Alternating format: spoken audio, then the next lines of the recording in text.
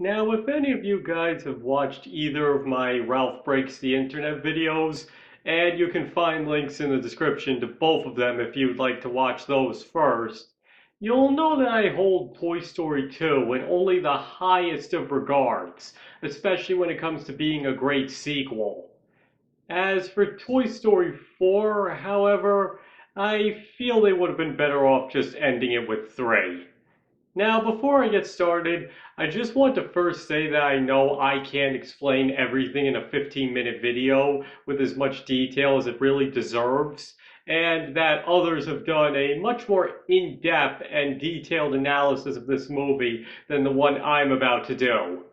And the one I'd like to highlight in particular is a 5-part video series on everything this movie did wrong, all of which are over an hour in length by fellow YouTuber named Gaming Magic 13.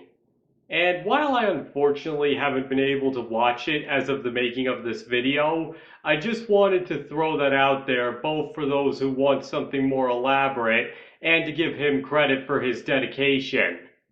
And if you're now curious about that, you can find a link to his first video in the description as well. And second, obviously major spoilers are fair game for the entire Toy Story series. So if there's anything you don't want ruined, you might either want to proceed with caution or just come back later. This will be your one and only spoiler warning. Okay, so instead of once again explaining everything Toy Story 2 did right and spending the whole video comparing the two, I'm instead just going to quickly explain once again why it's the perfect sequel. Because it continues the story set up by the first one in a natural way, introduces new characters while also building on old ones from the first movie, stays true to the characters and themes of the first movie, shows how the experiences from the first movie affected the characters and how they're different because of it, and last but perhaps most importantly, it respects its predecessor. So it's somewhat ironic then that many said that Toy Story 4 had too much in common with Toy Story 2 when the trailer was first released. Because in truth, these two movies couldn't be any more opposite, at least on a thematic level. Because if Toy Story 2 is everything a sequel should be, then Toy Story 4 is another example of everything a sequel, and especially one that ends a franchise, shouldn't be. Now I know that many were against the idea of a fourth movie from the very beginning because they felt that 3 was the perfect way to end it. And with the benefit of hindsight, I find myself very much agreeing with that. At the time, however, I was cautiously optimistic about a fourth movie, figuring that if they'd managed the impossible twice already, maybe they could do it a third time. So I went in with a completely open mind, as I try to do when watching most movies for the first time. And when I left, all I could keep doing was laughing at Bunny and Ducky, imagining they had laser eyes, because I was desperately trying to forget everything else I had just seen. But let's start with the good stuff first. The comic relief characters actually were funny for the most part, and I actually did like Forky, and really didn't have any issues with him. Sure, it would have been better had he been used more as a character rather than a plot device, but for what he was, I still liked him. And that's about it as far as good things go. Now let's get into some of the things that they screwed up on.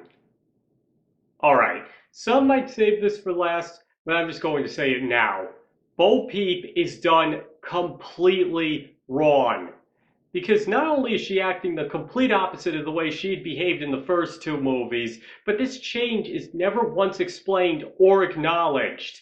That flashback suddenly just depicts her as an action girl with no explanation, as if the writers are saying, yeah, forget the way she used to act, this is her personality now. And that just doesn't work. You can't change a character's entire personality without some kind of explanation. Because I don't know about you, but she may look the same and she might have the same voice. And seriously, to give credit where it's due, Annie Potts sounds exactly the same after having not done the character in so long. That I was impressed by. But anyway, it hardly ever registered to me that this was the same character. To me, she felt more like a sign that was just walking around and interacting with the characters rather than being reunited with a character we hadn't seen in 20 years. Because an integral part of storytelling is that you can not have character progression occur off screen and never acknowledge that it's taken place or explain why it happened. And what makes it even more glaring is that there was actually an easy way to fix this problem. And simply put, have Bo Peep acting the same way she always did in the flashback. Then when it's time for her to be donated, have her be absolutely terrified. And above all, get rid of this scene. It serves absolutely no purpose. Just have her look at Woody through a hole in the box with a look of pure fright on her face, clearly showing that she would escape if she could, but there's nothing either of them can do about it. This way, her character is consistent, and it makes Woody's depression at having lost her be all the worse for him, because he never even got to say goodbye to her.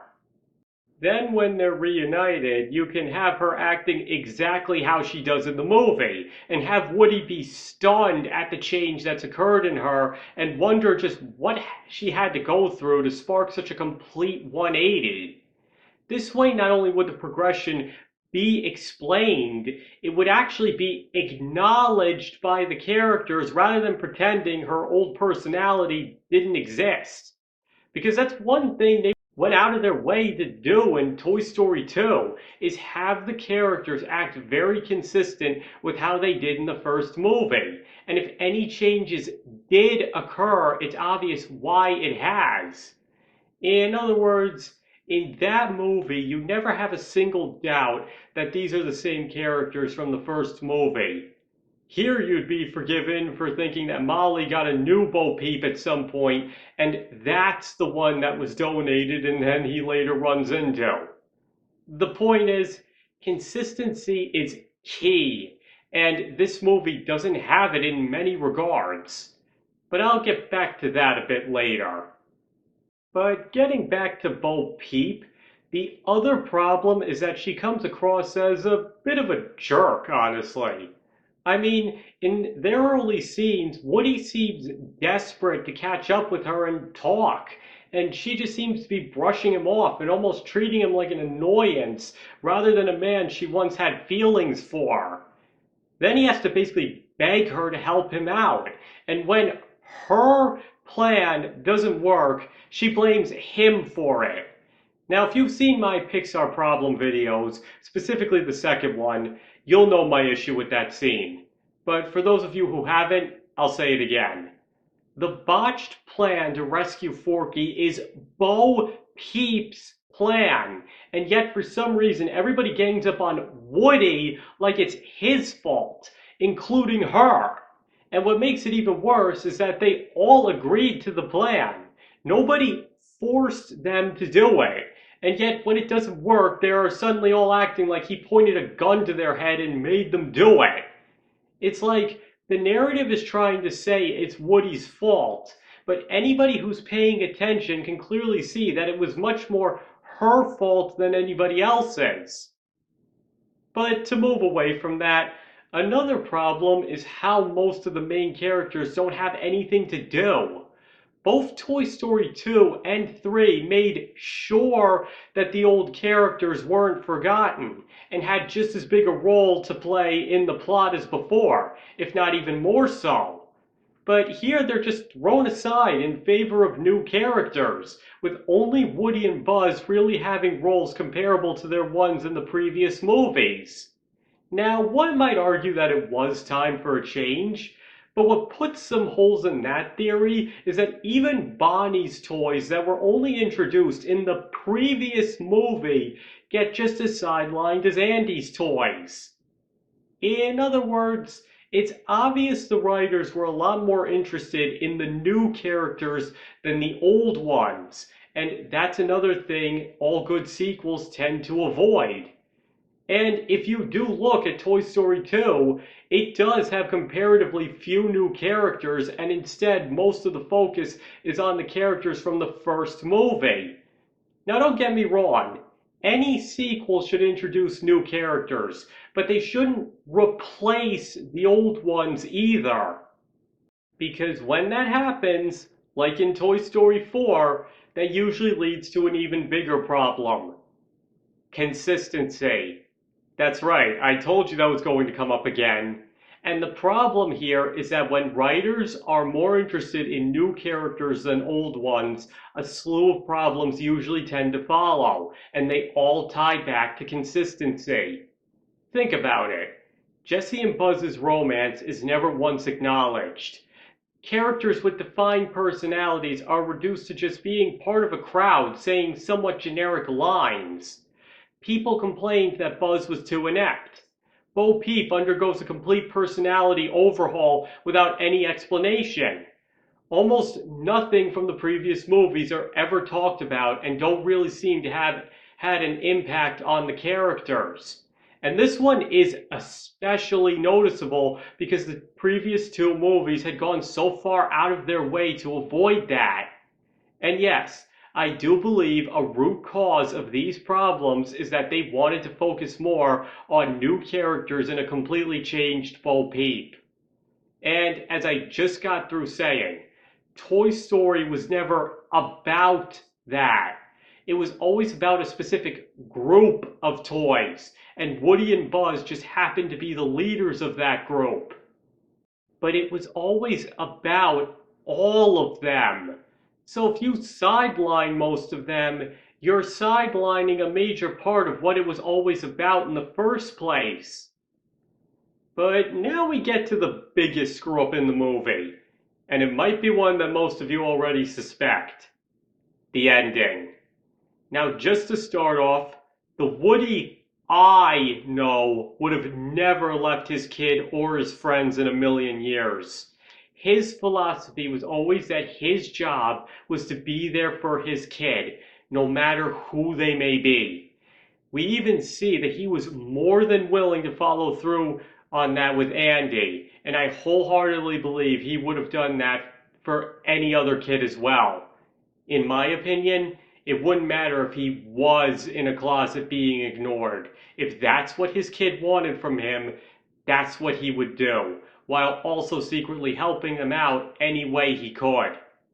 And even though it would be tough for him, he would always have his friends around to help him through. That's the Woody I know.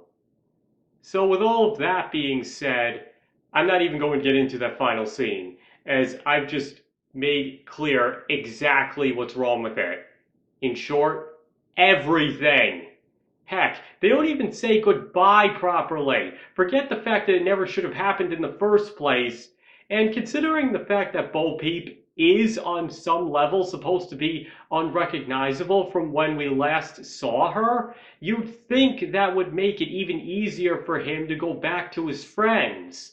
Because they've changed, grown, and had experiences with him, while he barely even knows her anymore. Again, the Woody I knew wouldn't have hesitated, not even for a second, to return to his friends in that situation.